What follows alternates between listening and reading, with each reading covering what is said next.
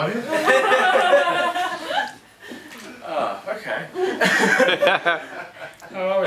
This is a really nice place. I've never been here before. It's really fun. I'm walking down the alleyway and it's actually quite scary. But I'm here now, I'm safe. You guys all look lovely. Alright, so I'm going to try and remember this thing, and then I have a friend that's going to come up and do a short bit at the end of mine.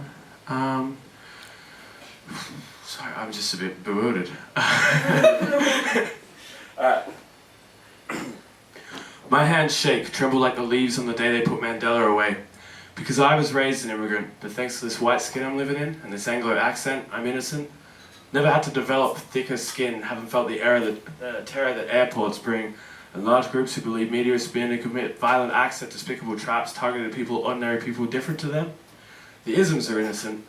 Freedom is given like Reagan's trickle-down wealth we believed in, like this false hope we are living that we can walk out our doors, fearless as the acid rain starts to fall, burning our friends and our families. Boys shot in the door by the carnival of ignorance that is burnt to our skin from birth, gilding our cribs to the earth, the golden elephant that says nothing at all until we forget what it is called. Talk of how we are the lucky country because the barriers we make are free and visible to those who don't like to lose or choose not to see. The risks we take are small.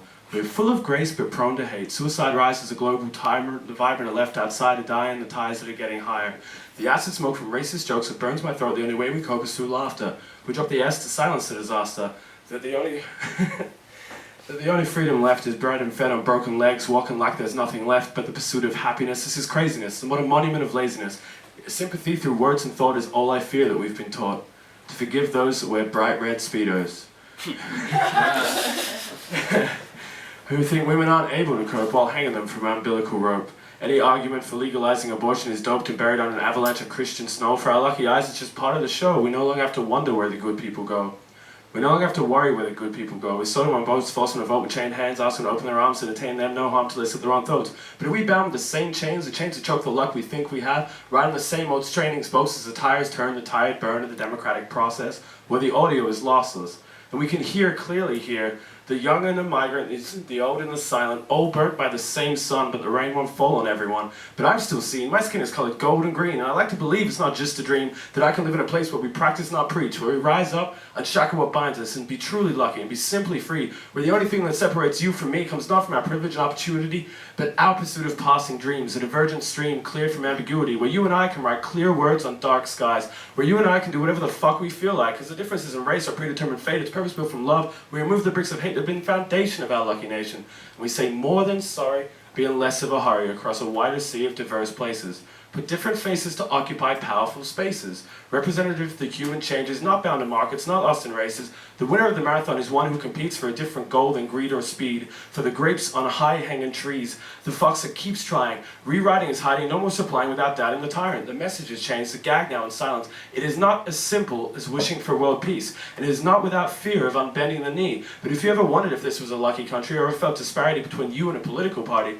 a matter of heart, they chose business to start directing wealth not to education or health, but to defend us, to protect us from external threats to our internal needs, to trick us to use the media as eyes to see, to incite us to resort to violence, to riot, to fight for what we already could pilot, a piece of peace, a house to lease, 2 meals a day, walk in safe streets, where information is uncensored and free, where education and health are balanced equally, and our defense budget becomes our foreign aid budget.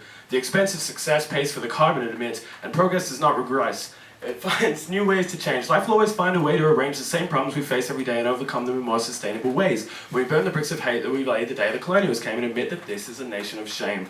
When we took women's babies to be raised by foreign men and naturalized nature with fake trees or trees. Sorry, I did rip. It's very fast. I'm nervous. Naturalized nature with fake trees or treaties. Fuck this, the changes that we need to straighten our damn knees and rise up and face this and cut funds to wankers who think there's a difference between families on tankers and those who were born in before globalized bankers. Why claim innocence when it is us who elected ignorance? Leaders who believe it's alright to just wait for Jesus to come down and fix this and save all the righteous. Those people who gave and took isms as if there was some sort of monopoly in it. So when the Messiah comes to take the last clown away, and the world is fucked because we gave all our rights away, and let our leaders turn our forests into freeways, and use God's name to turn their backs on people who aren't the same, the women, the indigenous, the poor, young, and gay, well, I hope he saves the bigoted, ingrate political inmates. I'll see them rise to the sky with tears in my eyes, for this new hell becomes our lost paradise. Judgment Day becomes International Harmony Day when he has taken so much hatred away. Then we will be free. Then I'll believe when you say it to me that we are indeed a lucky country. Thank you. Woo!